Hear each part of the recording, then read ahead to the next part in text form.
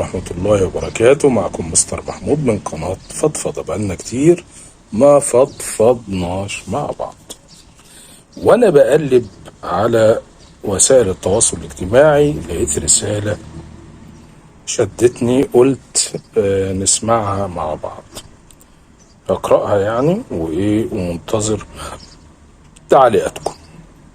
احاول كده اسردها بسرعة طويلة شوية، لكن مهمة جدا ان احنا نتابع. رسالة مؤلمة من احدى الامهات تقول: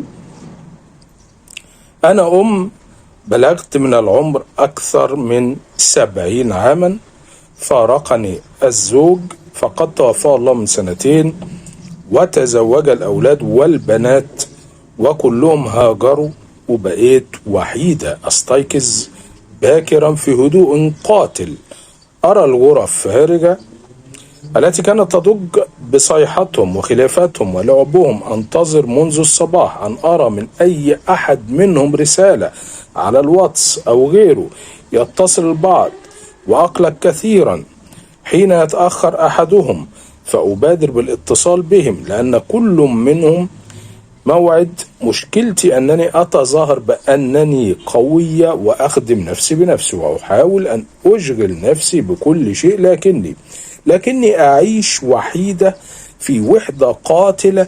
لا يأتي أحدهم ليتهمني بالغيرة وافتعال المشاكل، فأنا لم أتدخل بأي قرار لأي منهم ولم أكن عائقة لأحد، لكني أحيانا أقلق لو مت هل سأكون وحيدة كما أنا الآن؟ هل سأجد من يلقنني الشهادة؟ أحيانا أمرض مرضا شديدا لدرجة أنني أزحف لأشرب كوبا من الماء ولا أتصل بأحد. لا أجد أحد منهم قد أصابه القلق أو يتصل ليسأل مثلا لماذا لم أجب على الهاتف، ماذا لم أرد على الرسالة. اقترحوا استخدام خادمة، يعني هم قالوا نجيب لها خادمة لي، لكن كلهم اختلفوا على طريقة الدفع. لا حول ولا قوة إلا بالله. أنا أعيش من راتب تقاعدي يكفي الالتزامات من مأكل ومشرب وعلاج وفواتير، لكن لا أستطيع تحمل تكاليف خادمة. لم أكن أعلم أن التقاعد المبكر والذي اتخذت يوما ما هذا القرار من أجلهم سيكون سببا لأندم عليه، فالرواتب قليلة وعزة نفسي تجعلني أرفض أن أطلب من أي أحد منهم، لأن اللبيب من الإشارة يفهموا وهم يرون ظروفي. هل أنا الأمة التي ربت وكبرت وعلمت وصارت عبئا على الجميع؟ أتمنى الموت غير المؤلم لي، لكنني أتمنى أن يؤلمهم موتي، لست لأنني أناني بل لأنني أفنيت حياتي وقدمت تضحيات لا أذكر ذلك من باب التمنين، لكنني أستحق أفضل من هذه. الواقع أجده في عيونهم في اتصالاتهم الرسمية بأن وجودي عبء وقلقهم مفتعل. لست أبالغ، فأنا أعرف كل واحد منهم من نبرة صوته. لم أكن تلك الأم التي لها سلطة الديكتاتورية، ولم أكن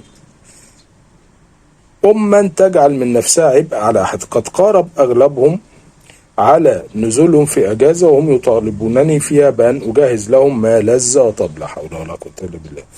وأن أفرح بهم وبأبنائهم، لكن هذا العام أنا متعبة فعظامي لم تعد تقوى على الشد. أفكر أن أطلب منهم عدم زيارتي ولا أريد مشاكل بسبب ذلك، ولا أريد أن أراهم. لست قاسية، لكن وجعي على نفسي وعلى ما مررت به يجعلني أفكر أني عبء في وجودي، فزيارتكم لي هي عبء آخر فلا داعي لها، فلو كنت أهمكم ما رميتموني بكبري.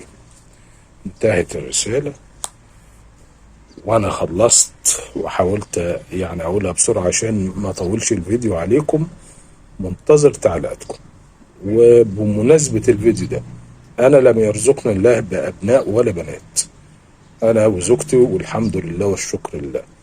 انتوا عندكم اولاد، وادي الست دي كانت عندها اولاد، وادي اللي حصل.